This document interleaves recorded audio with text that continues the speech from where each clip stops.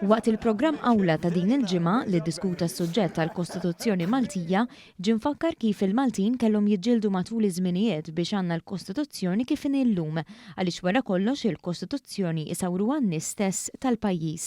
Waqt din l-edizzjoni tal-programm fuq One ippreżentat minn Luke Dalli ħarġet ċara l-ħidma sfiqa li saret mill-Gvern Laburista matul l-aħħar snin fejn twettqu riformi tant bżonjużi għall-pajjiż.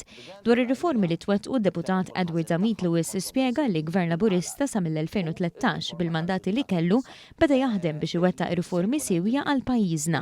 Kemm Joseph Muscat jien naf whistleblower, finanzjament tal-partiti, l-ewwel riforma tal-ġudikaturi, il-pensjoni li kienu ilhom xi 30 sena jirdu il-maġġistrar. L-età tal-irtirar. Tal-età 68. Dik kont tagħmel fi żmieni dik, imma qed ngħid qabel. Però anke qabli saru affarijiet. Zamit Lewis li kien il-Ministru responsabbli fl-2020 tkellem dwar l-aktar riformi fundamentali u maġġuri li saru. Semma li dawn il-bidliet seħħew fi żmien verament relattivament qasir f'7 xhur. Fakkar f'riformi importanti bħal dik dwar il-finanzjament tal-partiti, ir-riforma tal-ġudikatura u l-ħatra tal-presidenza tal-pajjiż fost oħrajn. Wara l-15 ta' Jannar ħankun l-iktar preċiż tal-2020 għall-imur għallu fl-ewwel 6 xhur, 7 xhur, daħħal il-riformi maġġuri fejn tidħol il-President u rajnija bit-tajjeb u l-ħażin tagħha bil-kontroversi li nqalat.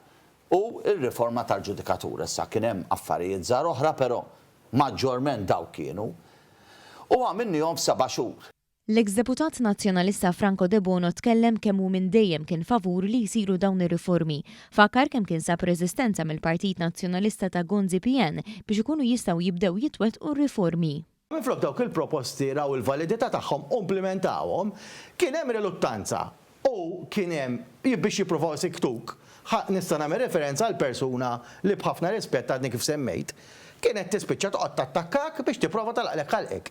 Jiġifieri ħafna nies illi llum dar clamoring ismejja nagħmlu riforma kostituzzjonali, mhux illum u ilhom l-aħħar snin iridu jagħmlu riforma kostituzzjonali. Daw meta jien kont qed tipproponi riforma kostituzzjonali, daw kienu qed jippruvaw siktuni. L-avukat De Bono stqar li kien dan il-gvern li b'kuraġġ ma beżax iwettaq dawn ir-riformi u jimplementhom. Il-verità hi li l-balk tar-riformi, riformi kbar, naħseb l-ikbar pakkett ta' riformi li sar mill-indipendenza law sar fl-2020.